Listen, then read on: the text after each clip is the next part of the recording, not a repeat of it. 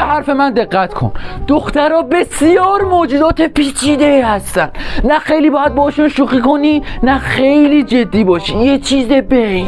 دستتو رها نکن و باز نگه ندار. دخترها از دستای باز اصلا خوششون نمیاد. این خیلی مهمه. سعی کن با یه لبخند ملیح توجهشو به خودت جلب کنی. اگه بهت گفت حوصله ندارم یعنی میخواد بیشتر باهات آشنا بشه، باهاش لاس بزن. هیچ وقت عقب نشینی نکن، بذار تو برنده باشی. حس یه مرد انتخاب گر رو بهش بده، نه انتخاب شونده.